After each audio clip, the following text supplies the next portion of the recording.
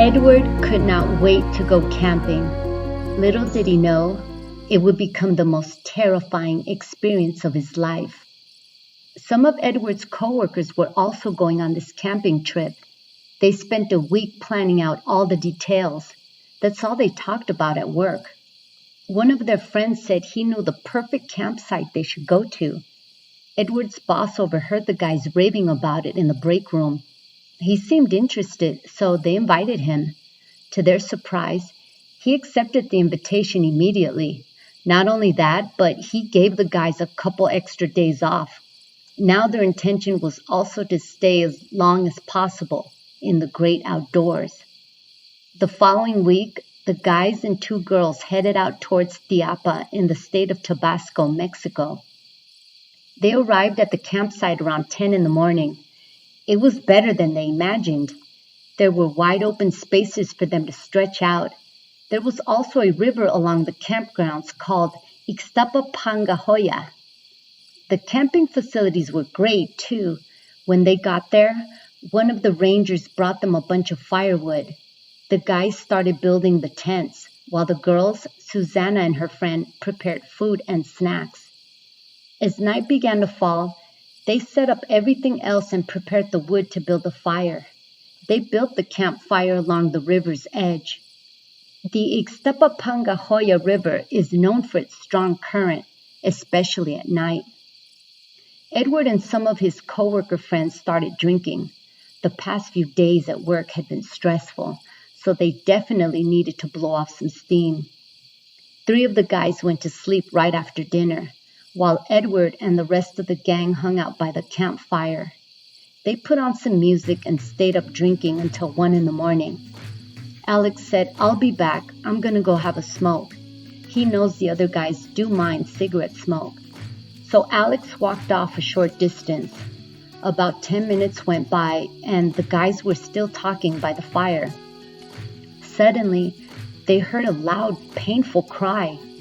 Edward and his friend thought, "Oh no, something must have happened to Alex." Edward shut the music off. They called out for their friend, "Alex, are you there? Are you all right?" The guys got worried when there was no answer from Alex. They walked down in the direction where Alex went and found him looking totally out of it. He had a blank stare in his eyes. They grabbed him by the shoulders and shook him a bit. He was still holding his cigarette. They took the cigarette out of his hand and extinguished it. They shook him up again and said, "Alex, are you all right?" Edward and his friend freaked out when they heard another gut-wrenching scream. It didn't sound like a woman, although it was a very high-pitched scream. It sounded more like a man, and now they knew it didn't come from Alex. They turned around and saw a cloudy figure materialize on the other side of the river. To Edward, it looked like a plasma or a gelatin fog shaped like a human. The figure stayed floating high above the river's edge. The guys were really scared now, and Alex was still in a daze. It was obvious now. The screams they heard came from this ghost. The other friends came out of their tents when they heard all the ruckus. They walked down and found Edward and his friend trying to move Alex. They yelled at Alex but got no reaction from him. Another friend smacked him really hard across the face to make him snap out of it, but nothing. Alex was still in a daze. Edward and one of the guys decided to carry him. To make a bad situation worse, now one of the girls named Susanna also fell into a trance. They yelled at her, "Susanna! Susanna!" She was unresponsive. The guys were nervous. Edward saw Susanna making her way down towards the river. Edward let his friends deal with Alex so he could go after Susanna. As Edward ran down to catch her, they all heard the screams even louder. Edward caught up to Susanna. When he reached for her, she grabbed his hand with an abnormal strength and dragged him into the river. Edward was stunned. He tried to break loose of her grip, but she was much too strong. The friend who was handling Alex let go of him since he was like a vegetable anyway. He rushed down to the river to help Edward instead. He saw Edward thrashing in the water and knew he was in trouble. He ran down to the river to help him. They got swept further and further into the river. This whole time the specter never stopped screaming. It made its way to the middle of the river and was floating above the water. Edward and Susanna were drifting right towards it. That's when Edward saw the apparition up close. It was hideous. It was a grayish-white figure with a dog face. Edward kept staring at it and began feeling dizzy. It was starting to affect him just like his friends. He was already exhausted in his despair.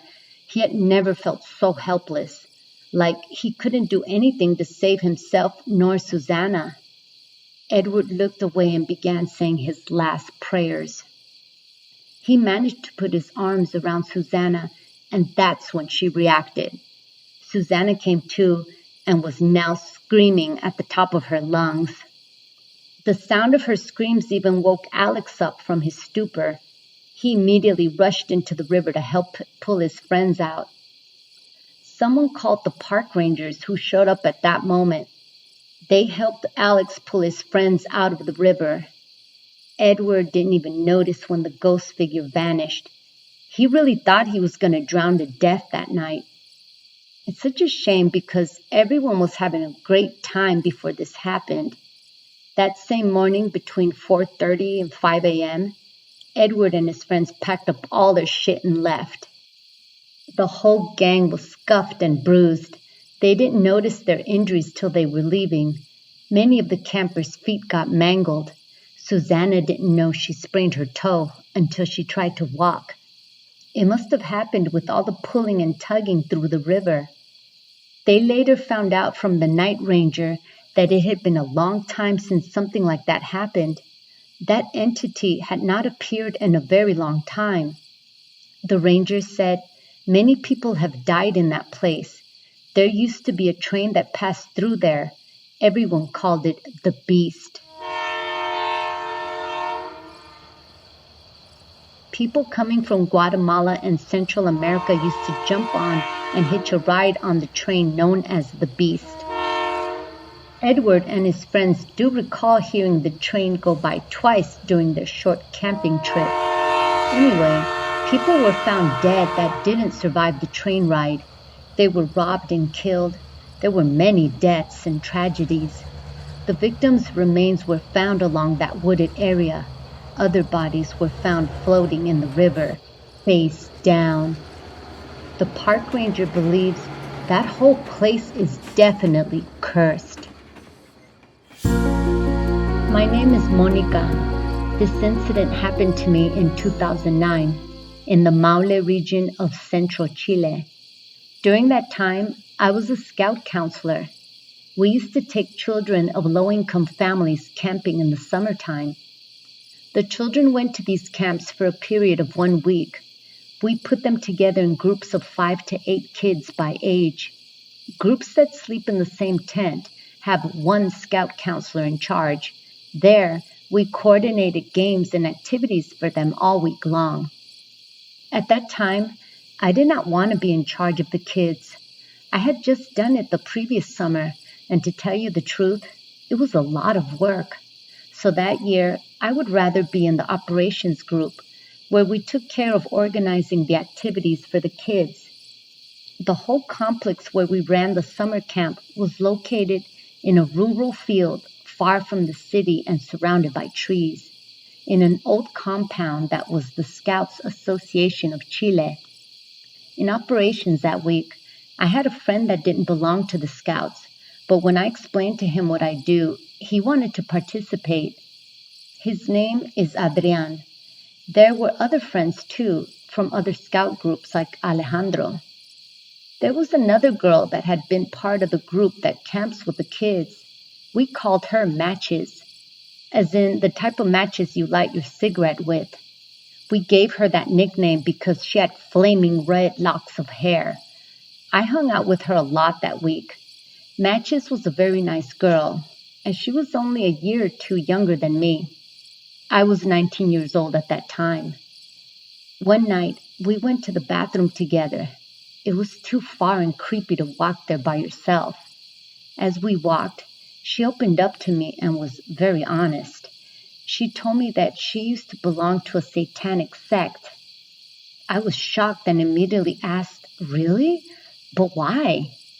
She assured me that it was true, but she got out when the other members insisted on sacrificing animals. She said she stopped going and walked away from the sect. She didn't want to hurt anybody, but after she left, she said she saw the devil in her bedroom. It was a man wearing a black coat, black hat, and red eyes. She told me all this while we were in the bathroom. Suddenly, we began hearing some wailing and footsteps right outside the bathroom. The first thing that crossed our mind was La Llorona. She's popular also in Chile. Then we thought maybe it was one of the kids who was missing their family. We were so scared, we did not move from there until we couldn't hear any more noises. When we finally came out, we didn't see anything. We began thinking it was just our imagination. The next day, we had night games scheduled. We always did the same thing. We hid glow sticks along the edge of the woods. You know, those illuminated tube things you get at the EM concerts and festivals?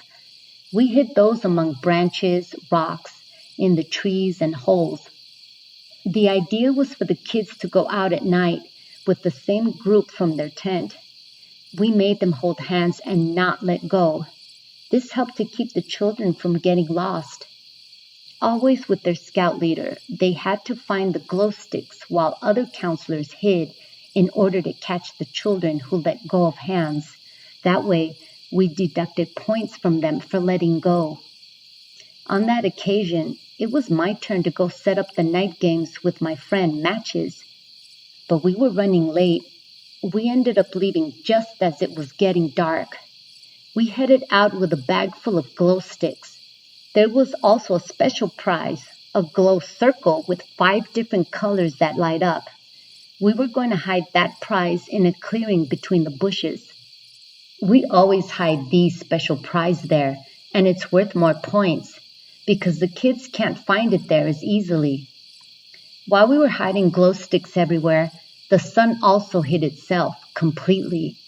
I noticed that my friend was acting strange. She seemed uneasy. Suddenly she says, "Let's drop this shit and go back to camp where the rest of our friends are." I explained to her that we couldn't do that. The children would arrive soon and we just can't leave everything half-assed like that.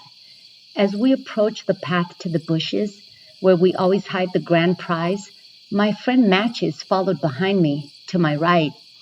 She suddenly stopped in her tracks. I thought she stopped to hide one of the glow sticks, so I thought nothing of it until something made me turn around and look in the bush closest to me. I stared at it when suddenly I heard a growl. A growl from like a very large dog or wolf. There are no large canines in this part of Chile, so I found it very odd. I stood there paralyzed in fear when I heard my friend take off running toward the main camp. I don't know why, but I turned toward the left and ran. I yelled for my friend to wait for me. Strangely enough, she didn't. So I kept screaming to my other friends who were about 300 meters away in the camp. When they heard the commotion, they all came running worried. They found us both looking pale. I told them about the growling I heard. Matches said she heard it too. The growl was coming from the bush we were staring at. She added that when she took off running, it was because she saw a white figure. It was thin and about 1 meter in height, and it was looking at her. Matches was to my right, so when I ran off to the left, I didn't see the alleged figure, whatever the heck it was. They looked at us in disbelief. Some of our friends took the glow sticks and went to finish off the task. Matches and I were terrified, and we did not want to go back there. After an hour, we had to start the night game. Matches and I stayed behind at camp with Adrian. We did not want to be left alone until we heard one of the scout leaders yell that one of the kids was lost. We knew this boy well, since he had come to previous camps before. He had to be at least 9 or 10 years old. We started looking for him. We stopped the game and sent the other children to the mess hall. We all went into the woods looking for him. Luckily, the forest there is not that big, honestly. After an hour, one of the counselors found the boy. He said he found him in the bathroom crying. This boy was one of the cool kids that thought he was all grown up. So to find him in the bathroom crying like he was took us by surprise. He explained how he strayed from his group. He then came across a white, thin figure that was about 1 meter in height. This figure chased him through the woods. We all froze in fear. The boy had just described exactly the same apparition that my friend Matches saw. It was impossible for the children to have known what we told the elders. We had only mentioned it to the grown-ups. We sent all the children to bed. Once inside the tent, they told me how, of course, goblin sightings are common in that area, and that the majority of them have seen one of those creatures. They added that ghosts have also been seen at the camp, and other sightings of that sort. 2 days later, we mustered up some courage to go into the forest, just to see if we could find something. We didn't last 10 minutes in those woods. We returned to camp. That was the last time I ever went back to that summer camp again.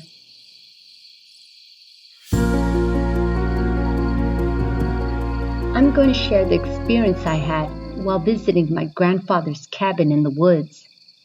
My name is Diego, by the way. This happened 4 years ago when my brother and I were on vacation. My grandpa had a cabin in the forest. It was right near a big lagoon. It was always cold up there because of the altitude in Mexico. One afternoon, my grandpa and my brother and I went to go fetch some firewood.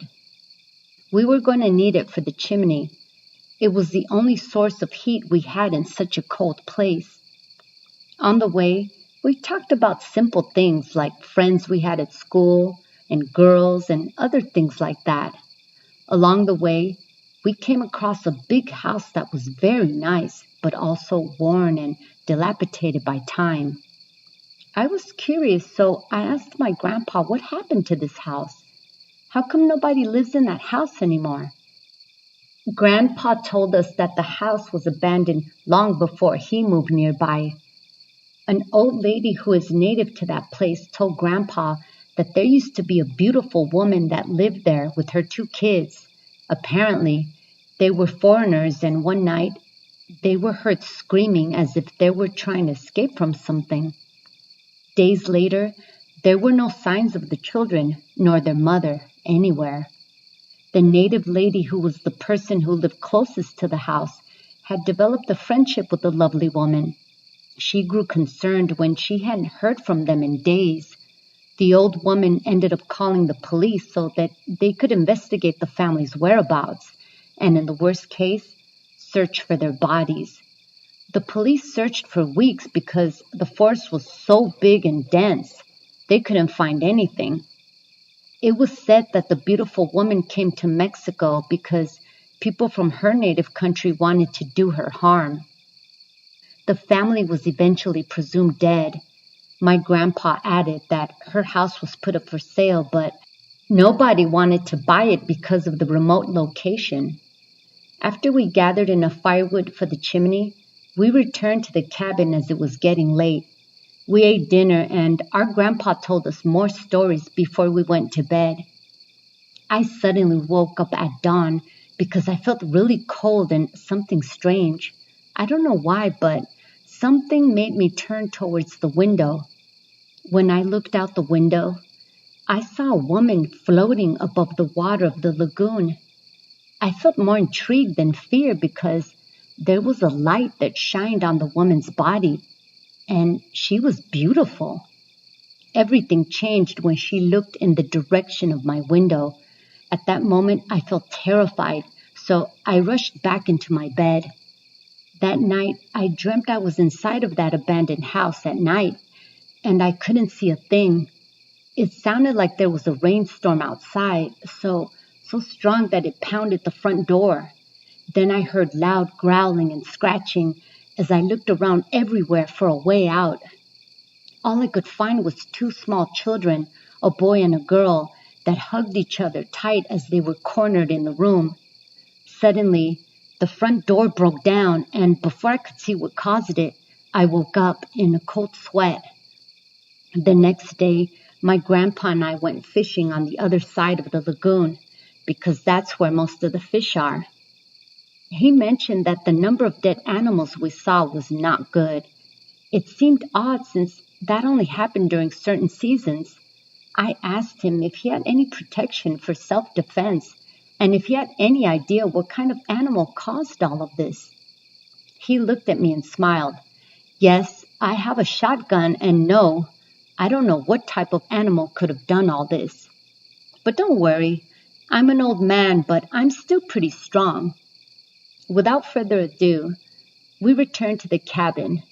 My grandpa told us to get plenty of rest because the next morning we were going camping in the upper area of the forest. I was really excited because this was going to be my first time camping. The next day, we woke up early to be ready for our long journey. We hiked for more than 2 hours, but we finally arrived. We chose a place at the top that had an incredible view of the forest. Before it got dark, my brother and I explored our surroundings while our grandpa stayed to light the campfire and watch over the tent. When we were at a distance, my brother was telling me about a dream he had a few nights ago about a beautiful woman and that she peeked through the window. She whispered in his ear that we should stay away from that place. She warned him again and again that he was coming. Me, with my surprised face of terror, told him that it was just a dream, although I knew it wasn't. At that moment, we heard a howl that made us jump out of our skin. It couldn't have been more than a kilometer away. Without a second thought, we took off running like never before. We knew very well that Grandpa and the tent were still quite a distance away. We stopped a few times to catch our breath and continue on. We kept running until we could see the light from the campfire. We arrived at our campsite panting and sweating. With a look of surprise, our grandpa asked, "What happened?"